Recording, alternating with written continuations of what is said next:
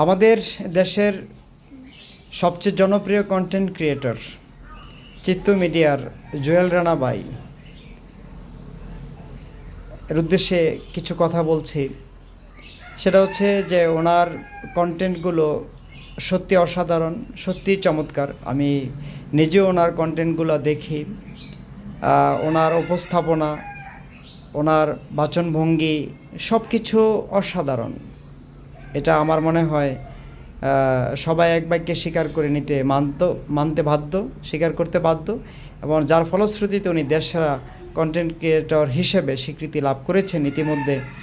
এবং মাননীয় প্রধানমন্ত্রী ওনাকে আমন্ত্রণ জানিয়েছেন, ওনার সাথে সাক্ষাৎ করেছেন, কথাবার্তা বলেছেন, অনেক কুশল বিনিময় করেছেন, ওনার কাছ থেকে বিভিন্ন পরামর্শ চেয়েছেন।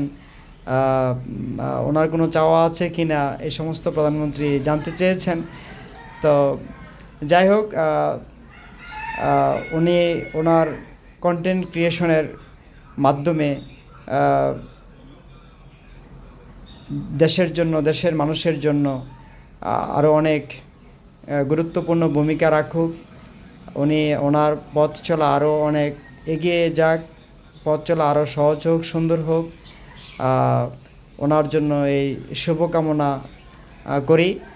বিশেষ করে উনি প্রকৃতিকে যেভাবে উপস্থাপন করেছেন যে প্রকৃতি আমাদের শিক্ষক, প্রকৃতি আমাদের চিকিৎসক, যে আমাদের সকল রোগের চিকিৎসা প্রকৃতির মধ্যে রয়েছে, এবং আমাদের বাস্তবিক জীবনে যে সমস্যাগুলো আমরা ফেস করি, মোকাবেলা করি, সেগুলি তিনি প্রকৃতির থেকে উদাহরণ টেনে আমাদেরকে বুঝিয়ে দিয়েছেন যে প্রকৃতিতে যে সমস্যাগুলো রয়েছে বাস্তব জীবনেও ঠিক তদ্রূপ সমস্যা রয়েছে।